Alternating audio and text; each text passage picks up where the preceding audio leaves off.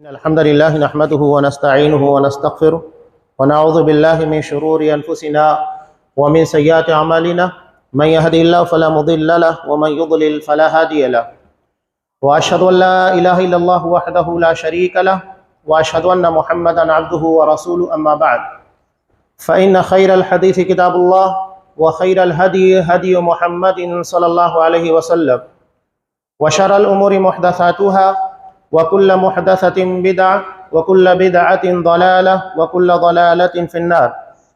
أعوذ بالله السميع العليم من الشيطان الرجيم. بسم الله الرحمن الرحيم.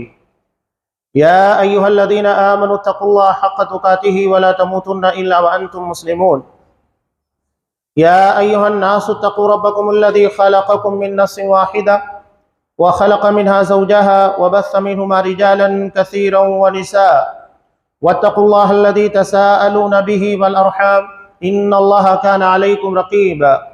يا أيها الذين آمنوا اتقوا الله وقولوا قولا سديدا يصلح لكم أعمالكم ويغفر لكم ذنوبكم ومن يطع الله ورسوله فقد فاز فوزا عظيما.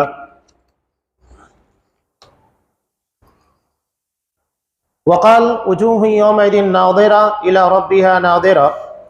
وعن عبد الله بن بجل رضي الله تعالى عنه قال قال رسول الله صلى الله عليه وسلم إنكم سترون ربكم كما ترون هذا القمر لا تضامون في رؤيته. رواہ البخاری.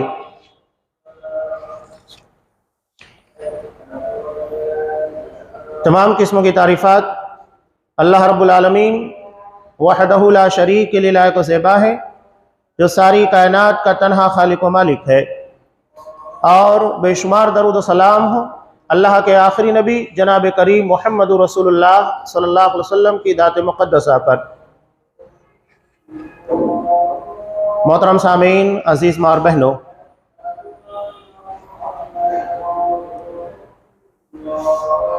اسلام کی بنیاد عقیدے پر رکھی گئی. عقیدے کا تعلق اللہ کی ذات سے ہے، اس کی صفات سے ہے. عقیدے کے باب میں سارے لوگوں کا اتفاق ہے کہ یہاں تقلید نہیں چلے گی کہ ہمارے باپ دادا ایسا کرتے آئے، ایسی سوچ تھی، ان کی فکر تھی، لہذا ہم بھی وہی سوچتے ہیں، وہی کہتے ہیں، وہی مانتے ہیں. اور اس باب کی واضح دلیل سورہ اعراف کی آیت، جس میں اللہ تبارک و تعالیٰ نے تمام بنی نوع آدم کو ان کی روح کی شکل میں نکالا اور اس کے بعد وہاں ان لوگوں سے عہد لیا تھا، جسے عہد الست کہا جاتا ہے. اللہ نے سوال کیا تھا الست بربکم، کیا میں تمہارا رب نہیں ہوں؟ تو یہاں جو جتنے لوگ موجود ہیں، ہم سے پہلے دنیا سے جتنے انسان جا چکے ہیں اور قیامت تک جتنے آنے والے ہیں، سب نے روح کی شکل میں اللہ کے سامنے یہی جواب دیا تھا بلا، کیوں نہیں، تو ہی ہمارا رب ہے. یہ بات ہمیں قرآن مجید کے ذریعے، انبیاء کرام کے ذریعے، احادیث کے ذریعے، رسولوں کے ذریعے بتائی گئی کہ ہم نے یہ اقرار کیا تھا، چاہے وہاں مسلمان ہو، سکھ ہو، عیسائی ہو، یہودی ہو، نصرانی ہو، ہندو ہو، کسی بھی دھرم کا ماننے والا، ہر کسی نے عالم ارواح میں یہی اقرار کیا تھا کہ اللہ تو ہی ہمارا رب ہے. یہاں آ کر اس کو نہ مانے، اس کا انکار کر دے، یہ الگ مسئلہ ہے، لیکن وہاں سب نے یہی اقرار کیا. اللہ نے اس کے بعد یہ کہا، یہ اس لیے کیا گیا تاکہ کوئی یہ بہانہ نہ پیش کرے کہ ہم نے اپنے باپ دادا کو بتوں کی پوجا کرتے ہوئے، قبروں کی پوجا کرتے ہوئے، واسطے وسیلے لگاتے ہوئے دیکھا، اس لیے ہم بھی وہی کر رہے ہیں. نہیں چلے گا. تو عقیدے کے باب میں تقلید ہمارے باپ دادا کرتے آئے ہیں یا کسی عالم نے، کسی فقیہ نے، کسی امام نے کہا، نہیں چلے گی. یہ بات ہر کوئی مانتا ہے، اس میں کسی کا اختلاف نہیں ہے، اور عقیدہ بنیاد ہے. اسی پر تمام اعمال کو رکھا گیا ہے. نبی کو خطاب کر کے قرآن مجید نے صاف کہا، بلکہ 18 انبیاء کرام کا تذکرہ کر کے قرآن کہتا ہے وَلَوْ أَشْرَكُوا، अगर बिलफर्ज इन्होंने भी शिर्क किया लहबित अन्हुम मा कानू यामलून, तो इनके सारे अमाल को ज़ाया कर दिया जाएगा। नबी को कुरान कहता है लइन अशरकता लयहबतन्न अमलुक, अगर तुमने शिर्क किया तो तुम्हारे भी सारे अमाल ज़ाया हो जाएंगे। बताइए दुनिया में नबी से बेहतर अमल करने वाला, नबी से ज्यादा अच्छाइयां करने वाला कोई हो सकता है? नहीं। लेकिन कुरान कह रहा है कि अगर तुमने शिर्क किया सब ज़ाया हो जाएगा। तो ये इतना खतरनाक अमल है और ये मामला इतना संगीन है। चुनांच अल्लाह के बारे में जो कुरान हदीस के अंदर बताया गया है उसी तरीके से मानना, उतने पर ईमान रखना हमारे लिए जरूरी है। इस बात में किसी किस्म की गुमराही या किसी भी किस्म का इन्हिराफ, किसी भी किस्म की तावील जो किताब और सुन्नत से हटी हुई है नहीं मानी जाएगी। लोग इसे आसान समझते।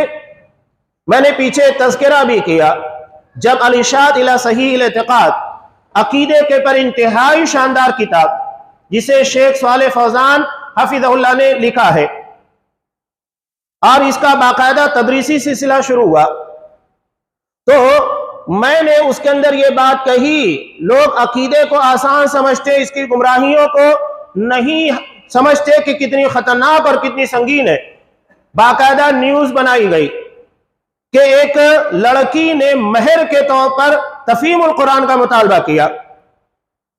तफहीमुल कुरान ठीक है, कुरान मजीद की तफसीर है, लोग इसे आसान समझते हैं, लेकिन कुरान के नाम के पर गुमराहियां बेची जाती है, गुमराहियों की तबलीग की जाती है, अकीदे की खराबी आपको मिलेगी। मैं एक मिसाल अक्सर बयान करता हूं, ऐसी बहुत सारी मिसालें आपको मिलेगी। जिस तफसीर में हदीस का सहारा ना लिया जाए, असहाब किराम की फहम, उनके अकवाल को ना मुकद्दम रखा जाए, वो तफसीर मासूर नहीं हो सकती, वो काबिल एतबार नहीं हो सकती। इतने धड़ल्ले के साथ हमारे यहां पर एक बड़ा नाम है, नाम लेकर मैं खुलकर बयान करता हूं ताकि हमारे नौजवान और दीगर अफराद सोशल मीडिया के जरिए जब इन उलमा की तकारीर को सुनते कहते बहुत अच्छा बोलते हैं। हमें किसी के अच्छा खराब बोलने पर एतराज नहीं, एतराज है कि किताब और सुन्नत के खिलाफ अगर है तो हम डंके की चोट पर बोलेंगे, यह हमें काबिल कबूल नहीं। डॉक्टर इसरार अहमद, इनकी गुमराहियां क्या खुली भी नहीं है? लोग क्लिप से सुनते हैं, तफसीर सुनते हैं। सूरे हदीद की तफसीर आप सुनिए, जिसे तहरीरी तौर के पर नकल किया गया 300 सफ़हात के पर, उसमें कितने धड़ल्ले के साथ अपने उस्ताद अमीनुद्दीन इस्लाही के बारे में नकल करते हैं कि ये अकीदे के बाब में और जहां पर अल्लाह की सिफात का तज़किरा है बहुत मुहतात है। ठीक है, बहुत अच्छी बात है। आगे क्या नकल करते हैं कि इन्होंने मुत्तफ़क़ुन अलैह यानी बुखारी और मुस्लिम की हदीसों को भी रद्द कर दिया, उसे भी काबिल एतना नहीं समझा बल्कि ठुकरा दिया। नाउज़ुबिल्लाह। यानी तुम्हारी राय, तुम्हारी सोच नबी के फरमान से बेहतर है। नबी जो हदीस बयान करे, रब के बारे में सबसे बेहतर नबी जानता है। तुम कहते हो कि इन सारी सिफात के बारे में, अल्लाह के बारे में नबी की हदीस से काबिल एतबार नहीं, हदीस के बारे में कहते हैं कि ठुकरा दिया। इस कदर जसारत बरती गई और लोग समझते हैं कि बहुत अच्छा बोलते हैं, इनकी क्लिप से फैलाई जाती है और उसके बाद नौजवान सुनता है। ये ऐसा नहीं है कि सारी गुमराहियां ही बांटे। अगर ये 10 अच्छी बातें बयान करेंगे तो 11वीं बात जो होगी वो गुमराही की होगी, और ये 10 अच्छी बातों के दरमियान इस गुमराही को डालेंगे जो सारी चीजों को खत्म कर देती है। तफहीमुल कुरान आप पढ़ते हैं, मेरे पास भी है हवाले के तौर पर। जब आप पढ़ेंगे आयतुल कुर्सी का तर्जुमा, वसिया कुर्सीयुहुस समावाति वल अर्द, कितना आसान तर्जुमा है। अल्लाह की कुर्सी आसमान और जमीन के पर छाई हुई है, वसी है, घेरे हुए है। और उसमें तर्जुमा क्या है? अल्लाह की हुकूमत आसमान और जमीन के पर है, यानी अल्लाह की कुर्सी को हुकूमत से तब्दील किया। ये अकीदे की बाब की शदीद तरीन गुमराहियां है। इन लोगों के नजदीक ले देकर वही हुकूमत, इक़्तिदार, ओहदा, एहतजाजात, मुजाहरे, बस यही लगा हुआ है। इन लोगों के नजदीक अकीदे की कोई अहमियत नहीं। نبی جسے سب سے زیادہ مقدم رکھتا ہے، یہ اسے سب سے بے معنی بے حیثیت کرنے کی کوشش کرتے ہیں۔ بس لوگوں کے درمیان کیا چل رہا ہے، مسلمانوں کو یہ تکلیف ہے، یہ ہے وہ ہے، اسی ساری چیزوں میں انسانیت کو، مسلمانوں کو گمراہ کر کے رکھا ہے۔ آج یہ اخوانیت کا، تحریکیت کا اور ابھی سیاسی پارٹی بنا کر جو مسلمانوں کے درمیان لانچ کی گئی ہے، یہ فتنے بڑے خطرناک شدید ہیں۔ باقاعدہ پلاننگ اور منصوبہ بندی کے تحت لانچ کیا جاتا ہے تاکہ ان ناموں کے اوپر مسلمانوں کے بچوں کو، جوانوں کو اکٹھا کیا جائے اور اس کے بعد ٹارگیٹ کر کے مسلمانوں کو بدنام کیا جائے۔ اصحاب کہف، کتنی پیاری دعا ان لوگوں نے مانگی تھی، ربنا آتنا من لدنک رحمہ، اے ہمارے پروردگار اپنی جانب سے ہمیں رحمت عنایت فرما۔ یعنی وقت کی جو شدید ترین ضرورت ہے، ہم اپنی قوم سے لڑ رہے ہیں اور ان سے علیحدہ ہو رہے ہیں، رزق کے، معیشت کے مسائل ہیں، اللہ ان ساری پریشانیوں کو اپنی رحمت سے دور کر دے۔ وَهَيِّئْ لَنَا مِنْ أَمْرِنَا رَشَدًا، اور ہمارے معاملے کے اندر رشد عنایت فرما۔ رشد کسے کہتے ہیں؟ عربی زبان میں دو لفظ استعمال ہوتے ہیں، ایک ضلالت اور دوسرا ہے غوایت۔ ضلالت اس گمراہی کو کہتے ہیں جو علم کے بغیر ہو، یعنی انسان کو پتہ نہیں ہے کہ کیا غلط ہے کیا صحیح ہے، غلطی کے بارے میں علم نہیں کہ یہ غلط ہے، اور اس کے بعد وہ کرتا ہے، یعنی انجانے میں جہالت کی بنیاد کے پر کی گئی گمراہی، گناہ۔ اور غوایت کہتے ہیں جان بوجھ کر کی جانے والی غلطیاں، پتہ ہے یہ غلط ہے اس کے بعد بھی وہی کیا جاتا ہے۔ تو ان لوگوں نے اللہ سے رشد مانگا تھا۔ ضلالت کے مقابلے میں جو چیز آتی ہے وہ علم ہوتا ہے، یعنی ایسی چیز جو علم کی بنیاد کے پر زائل ہو جائے، ایک دوسرے کے اپوز میں۔ اور غوایت کے مقابلے میں آتا ہے، ضلالت کے مقابلے میں علم ہے اور غوایت کے مقابلے میں رشد ہے، یعنی ایسی ہدایت کے علم کے ملنے کے بعد انسان گمراہ نہ ہو۔ قرآن مجید میں دو لوگوں کے بارے میں کہا، غیر المغضوب علیہم ولا الضالین، کہ اللہ ہمیں مغضوب اور ضالین لوگوں سے بچا۔ مغضوب کون ہے؟ یہود، اور ضالین نصارہ، یہ دو صفتیں ہیں، یعنی ایسے افراد، ایسی جماعتیں جو علم کے بغیر گمراہ ہیں اور جو علم کے آنے کے بعد بھی گمراہ ہیں۔ نصارہ یہ علم کے بغیر گمراہی کا شکار ہوئے، اور یہودیت یہ علم کے آنے کے بعد گمراہی کا شکار۔ آپ صلی اللہ علیہ وسلم کے بارے میں قرآن مجید نے کہا، یعرفونہ کما یعرفون ابناءہم، یہ لوگ آپ صلی اللہ علیہ وسلم کو ایسے پہچانتے ہیں جس طرح کے باپ اپنے بیٹے کو پہچانتا ہے۔ اتنی شدید معرفت، اتنا گہرا علم آپ صلی اللہ علیہ وسلم کے بارے میں، لیکن مرتے دم تک مخالفت کی۔ یہ ہے مغضوب، یعنی علم کے بعد گمراہ ہوئے۔ یہ گمراہی بہت شدید ہے۔ یہ اخوانیت، تحریکیت یا اس کے تنازع میں آنے والی جتنی بھی گمراہیاں ہیں، یہ سب کے سب علم کے بعد کی گمراہیاں ہیں۔ سب پتہ ہے اسلام کے بارے میں، عقیدے کے بارے میں۔ حضرت نوح علیہ السلام نے 950 سال تک اللہ کی معرفت، عقیدے کے پر محنت کی۔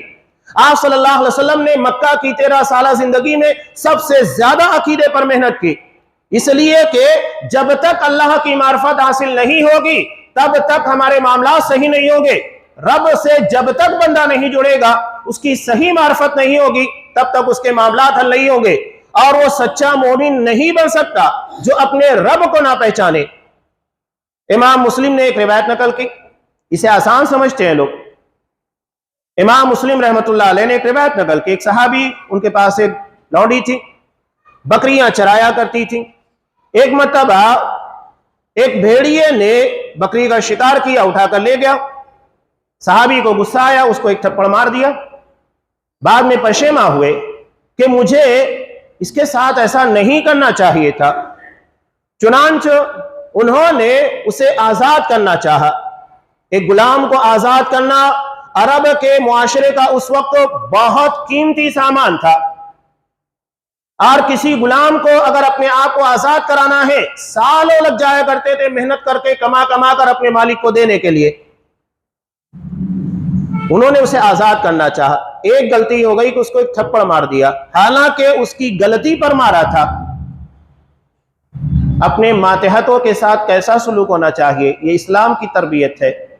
یہاں ہم گالیاں دے دیتے ہیں اپنے ماتحتوں کو، جو ہمارے ہاتھ کے نیچے کام کرتے ہیں، غصہ بھی دکھاتے ہیں شدید طریقے سے، بے عزتی بھی کرتے ہیں، ذلیل بھی کرنے کی کوشش کرتے ہیں، یہ سب اسلام کے مزاج کے خلاف۔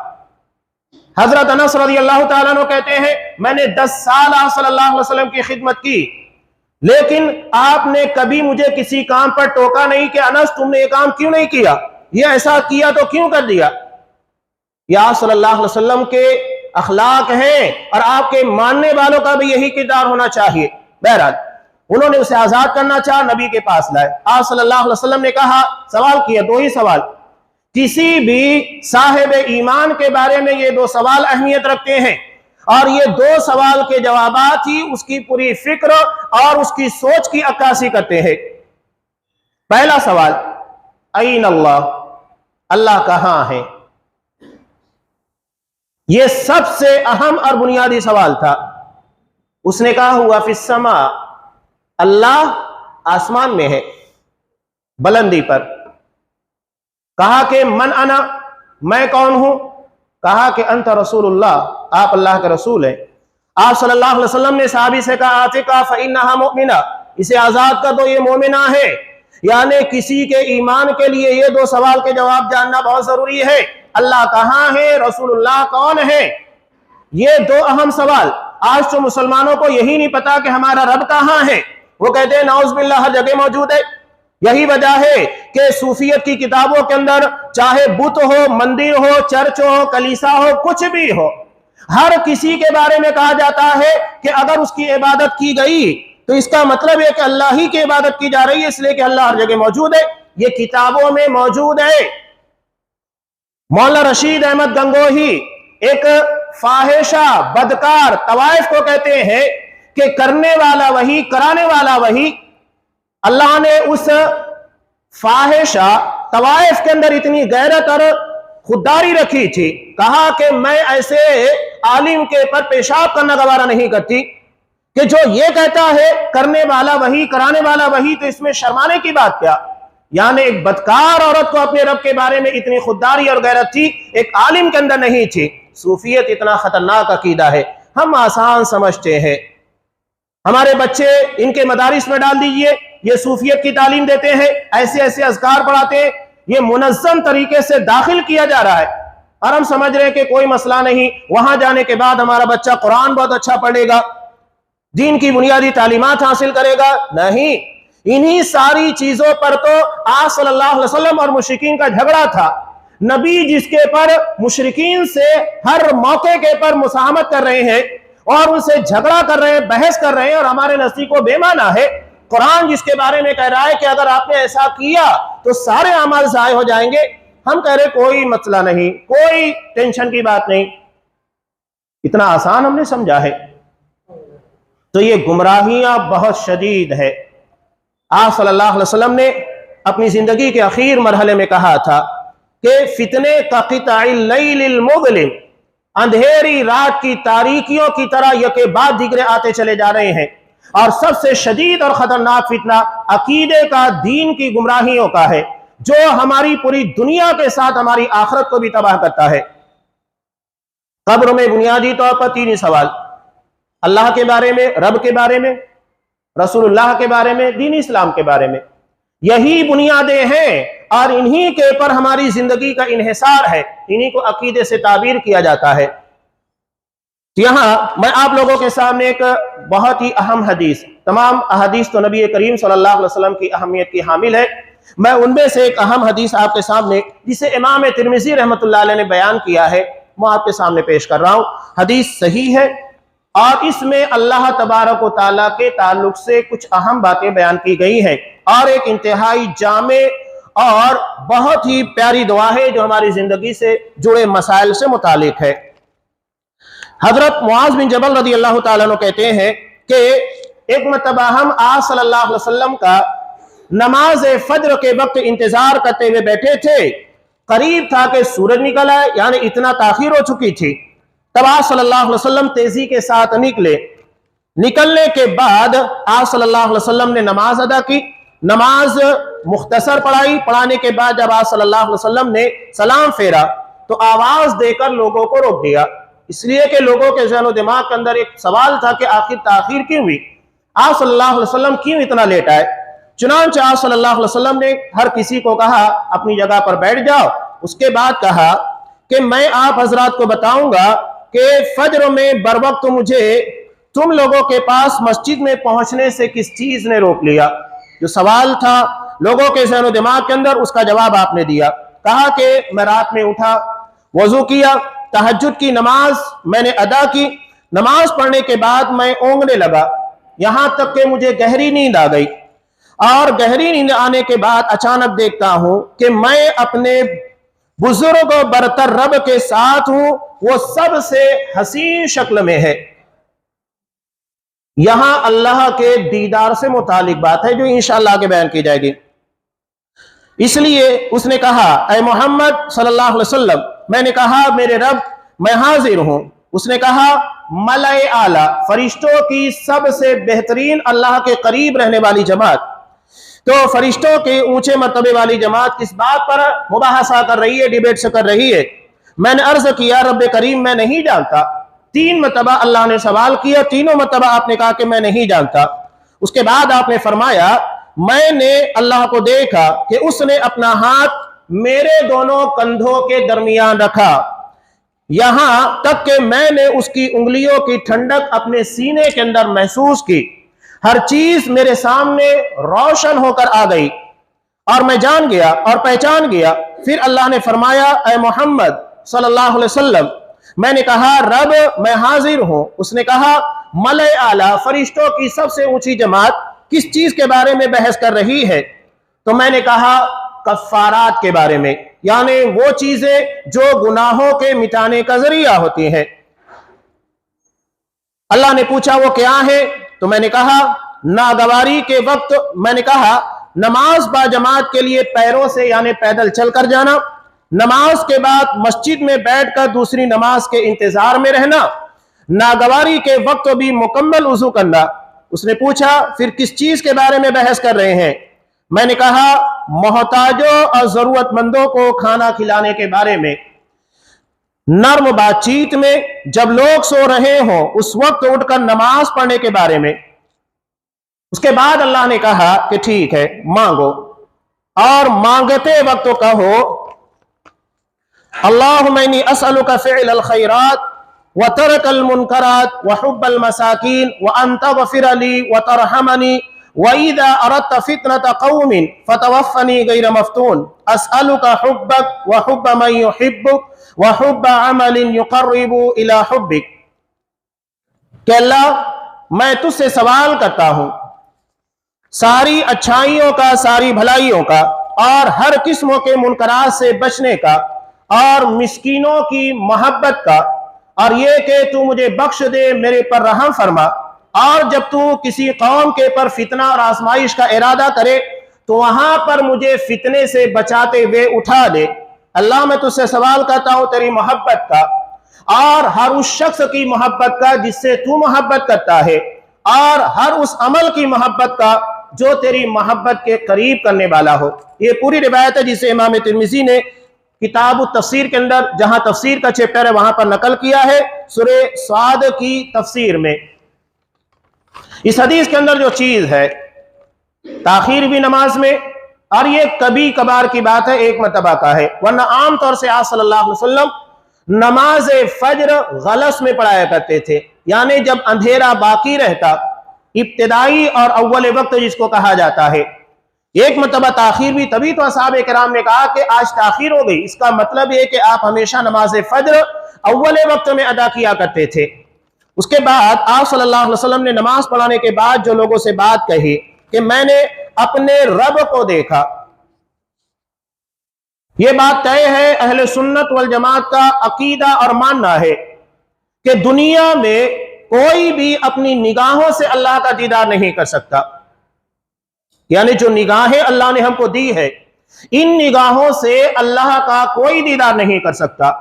اور آپ صلی اللہ علیہ وسلم نے یہ جو دیدار کیا، اللہ کو دیکھا، یہ دراصل خواب کی حالت میں تھا، ان نگاہوں سے نہیں تھا جو نگاہیں اور آنکھیں ہمیں دنیا میں عطا کی گئی ہیں۔ یہ فرق ہمیشہ یاد رکھیے گا، یہ اللہ کا دیدار خواب کی حالت میں ہے، اور اللہ کو دیکھا تو اللہ ہی کو دیکھا ہے سب سے حسین شکل میں۔ اللہ تبارک و تعالیٰ کے تعلق سے خود نبی کریم صلی اللہ علیہ وسلم نے دوسری روایت کے اندر بیان کیا کہ ان اللہ جمیل یحب الجمال، اللہ بہت حسین، بہت خوبصورت ہے اور وہ خوبصورتی کو پسند کرتا ہے۔ تو اللہ انتہائی حسین و جمیل ہے، جس کا ہم اندازہ نہیں لگا سکتے۔ جب اس نے انسان اتنے حسین بنائے، مخلوقات اتنی پیاری بنائی، کائنات اتنی حسین بنائی، تو بنانے والا کتنا حسین و جمیل ہوگا اس کا ہم اندازہ نہیں لگا سکتے۔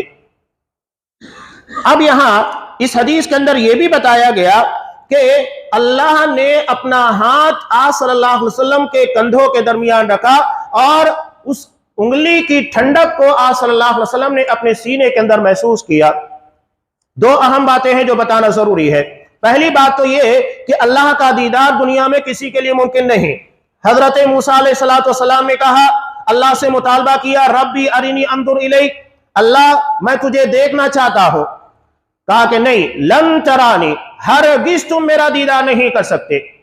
ہاں، جنت میں نبی کریم صلی اللہ علیہ وسلم نے ارشاد فرمایا، بخاری کی روایت، انکم سترون ربکم کما ترون ھذا القمر لا تضامون فی رؤیتہ، کہ یقیناً تم جنت میں اپنے رب کا ایسے ہی دیدار کرو گے جیسا کہ اس چاند کو دیکھ رہے جو 14ویں کا چاند ہے۔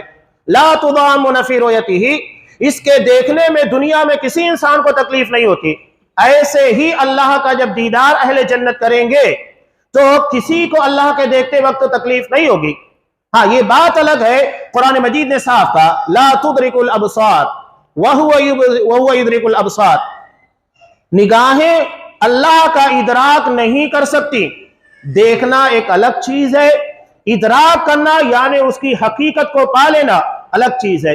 اللہ نے ادراک کی نفی کی ہے کہ اللہ کو دیکھنے کے بعد ایسا نہیں ہے کہ ہم اللہ کی ساری حقیقتوں کو سمجھ لے جائے، صرف دیدار ہوگا اور دیکھیں گے، لیکن حقیقت کا ادراک اللہ کے ذات کے تعلق سے کوئی نہیں کر سکتا۔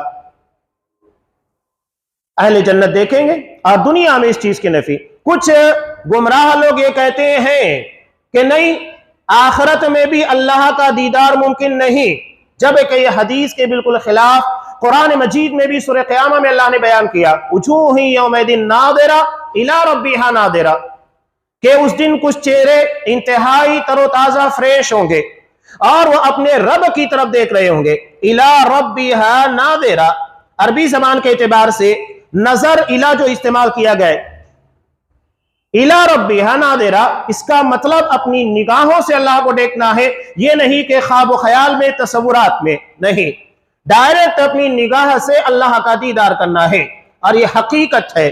اہل جنت کے لیے تمام نعمتوں سے بڑھ کر یہ نعمت ہوگی کہ وہ جنت میں اللہ کا دیدار کریں گے، سب سے بڑی نعمت ہوگی۔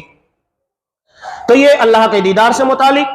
اور معراج کے موقع پر بھی آپ صلی اللہ علیہ وسلم نے اللہ کا دیدار نہیں کیا۔ مسلم کی روایت میں آپ صلی اللہ علیہ وسلم سے جب سوال ہوا کہ کیا آپ نے اپنے رب کو معراج میں دیکھا، آپ نے صاف کہا، نور انا اراہ، کہ وہ نور ہے، میں اسے کیسے دیکھ سکتا ہوں۔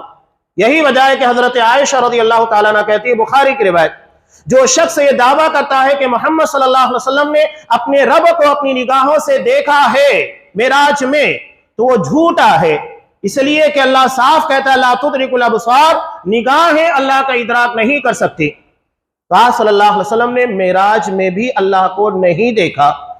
بعض صوفیہ گمراہ لوگ اور جن کے بیانات سننے میں لوگوں کو کان میں لذت محسوس ہوتی ہے، سنتے ہیں کہ آپ آگے بڑھے اور سدرۃ المنتہا کو کراس کیا، اس کے بعد صرف وہی یہ وہی وحدت الوجود ہے کہ صرف ایک ہی ذات ہے، نعوذ باللہ، اور یہ تمام مخلوق اللہ تبارک و تعالیٰ کا کنبہ ہے۔ مجھے افسوس ہوتا ہے بہت سارے لوگ حدیثیں بیان کرتے سمجھتا بھی نہیں ہے۔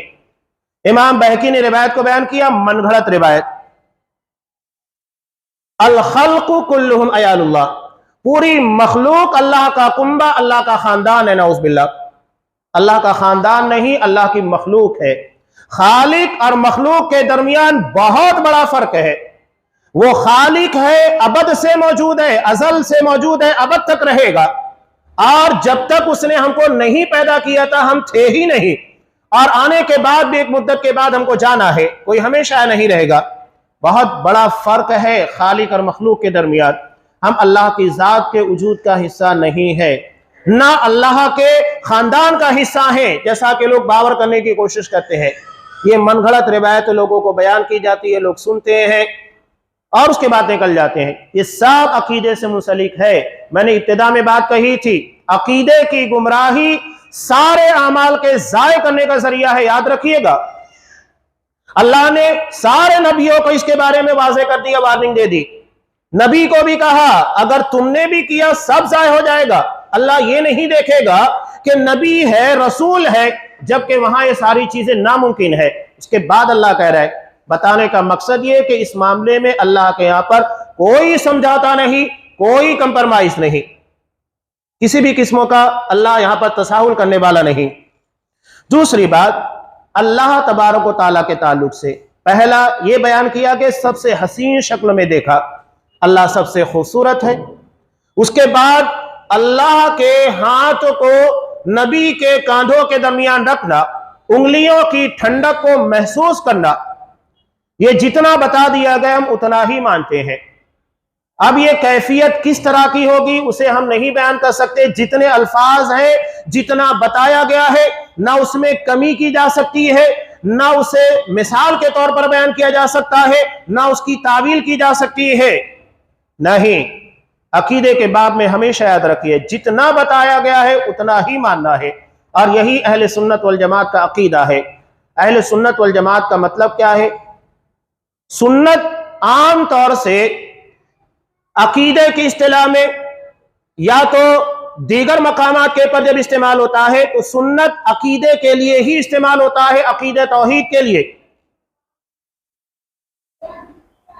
इमाम बरबहारी रहमुल्लाह अकीदे के पर किताब लिखते हैं और नाम क्या लिखा है किताब का? शरह सुन्ना, सुन्नत की शरह। अब वहां सुन्नत से मुराद वो नहीं है कि फर्ज के बाद जो सुन्नत आता है वो, या नबी करीम सल्लल्लाहु अलैहि वसल्लम के आमाल और आपके अफाल, नहीं। वहां सुन्नत से मुराद अल्लाह के बारे में जो बातें कुरान हदीस के अंदर बयान की गई है उसकी सिफात और उसकी जात से मुंसलिक।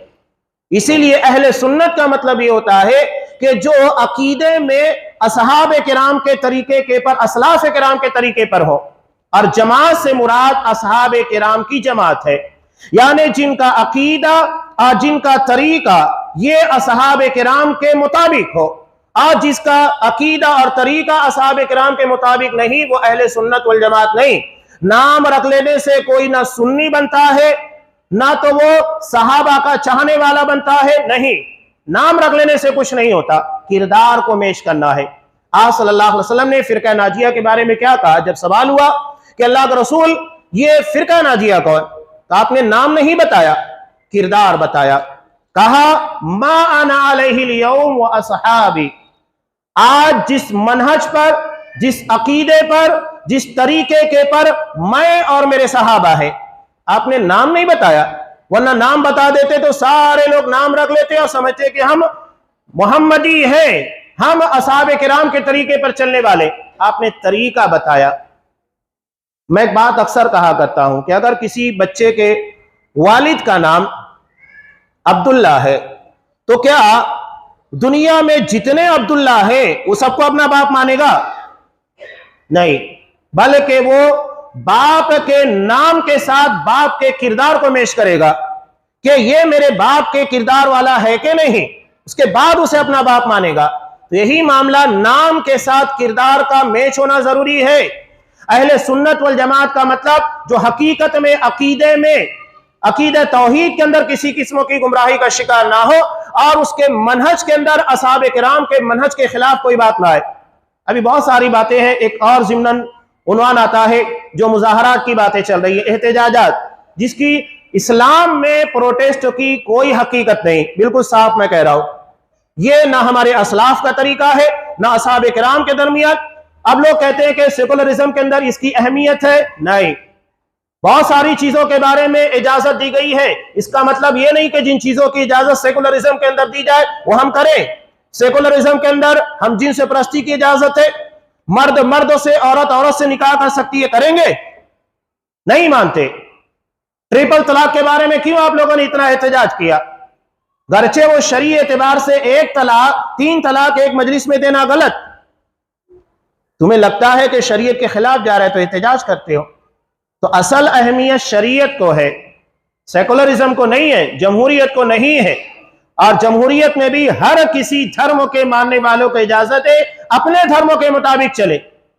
بہت ساری قانونی پابندیاں ہیں لیکن نہیں مانا جاتا ہے، وہ قانون کی کتابوں میں ہے، سنویدھان میں ہے، لیکن نہیں مانا جاتا ہے، پریکٹیکلی آپ کو نظر نہیں آئے گی۔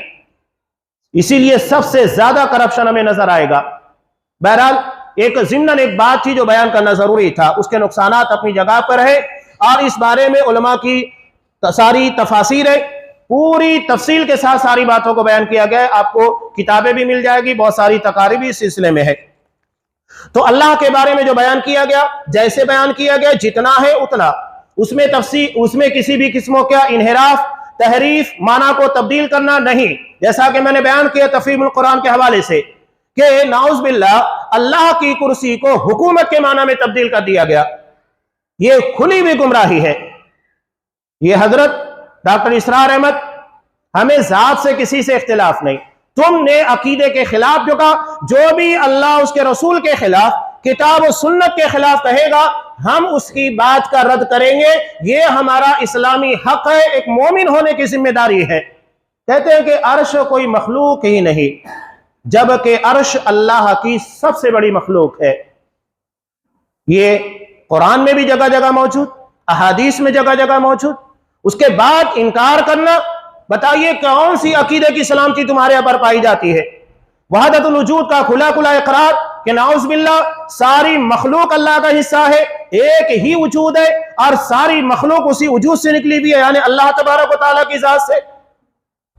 بہت ساری گمراہیاں اس کے جلوں میں آتی ہیں، میں نام لے کر اسی لیے کھل کر بیان کر رہا ہوں کہ کوئی کنفیوژن کا شکار نہ ہو کس کو بولا جا رہا ہے۔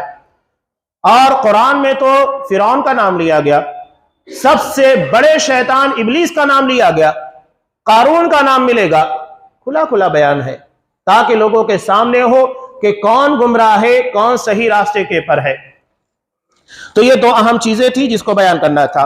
اس کے بعد نبی کریم صلی اللہ علیہ وسلم نے کہا کہ کفارات کے بارے میں پوچھا گیا۔ کفارات یعنی انسان جب وضو بنا کر گھر سے نکلتا ہے، یہ ایک اہم چیز ہے، ہر قدم کے پر ایک درجہ بلند ہوتا ہے اور ایک گناہ کو مٹایا جاتا ہے، تو خصوصی طور پر اہتمام ہونا چاہیے کہ گھر سے وضو بنا کر آئے، یہ اس کی فضیلت ہے۔ اگر کسی شخص کو میسر نہ ہو، کام پر ہو، کہیں اور ہے، تو مسجد میں آ کر بنا سکتا ہے، لیکن افضلیت یہ ہے کہ آپ گھر سے بنا کر نکلے۔ اگر کسی جگہ پر کام کر رہے ہیں، کوشش کیجئے کہ وہاں پر وضو بنا کر نکلے، اس لیے کہ آپ کے جتنے قدم مسجد کی طرف بحالت وضو بڑھیں گے، یہ آپ کے درجات کی بلندی اور گناہوں کے مٹانے کا ذریعہ ہوں گے۔ آگے بہت ساری اہم چیز اس کے اندر اور بھی بیان کی گئی ہے کہ ناگواری کے وقت مکمل وضو کرنا، ایک نماز کے بعد دوسری نماز کا انتظار کرنا، یہ سب آسان کام نہیں ہوتے، جتنا مشکل عمل ہوگا ثواب بھی اتنا ہی ہوگا۔ اس کے آگے جو چیز بیان کی گئی ہے، فرشتے ان ساری چیزوں کے بارے میں بحث کر رہے ہیں۔ محتاجوں اور ضرورت مندوں کو کھانا کھلانا، چاہے آپ ان کے لیے راشن کا نظم کر دیجئے یا پکا ہوا کھانا دے دیجئے، کسی بھی طریقے سے، یہ بہت بڑی خدمت ہے، خدمت خلق ہے۔ اللہ کے ساتھ بندوں کے حقوق کو بھی ادا کرنا ہے۔ نرم بات چیت کرنا، یہ بھی اہم چیز ہے، حسن اخلاق کے اندر اہمیت کی حامل۔ اور جب لوگ سو رہے ہیں اس وقت نماز پڑھنا۔ اس میں جو دعا سکھائی گئی ہے کہ اللہم انی اسألک فعل الخیرات وترک المنکرات وحب المساکین، اس دعا کو کوشش کر کے یاد کر لیں، بہت پیاری دعا ہے۔ اور اس دعا کے ذریعے کئی اہم باتیں تھیں کہ شریعت میں اگر کوئی کام ہے تو کرنے کا جذبہ ہے، تو یہ نہیں کہنا چاہیے کہ ہم اس کے لیے دعا نہ کریں، دعا بھی کرنا چاہیے، عمل بھی کرنا چاہیے، دعا ضروری ہے، اس کے بغیر معاملہ نہیں بنے گا۔ ہم اہدنا الصراط المستقیم بار بار اللہ سے مانگتے ہیں، اگر ہمیں لگتا بھی ہے کہ ہاں ہم بالکل صحیح راستے پر ہے، اس کے بعد بھی دعا مانگنا چاہیے کہ کہیں کوئی انحراف نہ آئے۔ بہت جامع دعا ہے، بہت ساری دعائیں، ان میں سے ایک جامع ترین دعا یہ بھی ہے۔ کوشش کرنا چاہیے کہ ان دعاؤں کا اہتمام کیا جائے، اور اس میں جو چیزیں ہیں ترجمے کے ساتھ سمجھ کر اس کو مانگنے کی کوشش کی جائے۔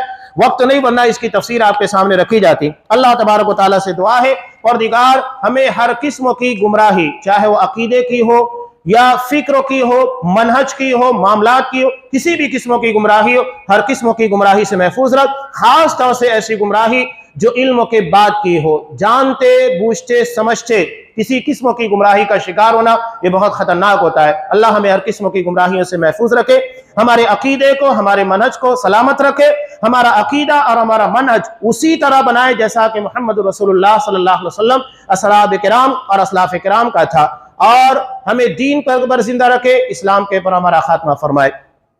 آمین۔ بارک اللہ لنا ولکم فی القرآن العظیم ونفعنی وإیاکم بالآیات والذکر الحکیم، انہ تعالی جواد کریم ملک برؤوف رحیم۔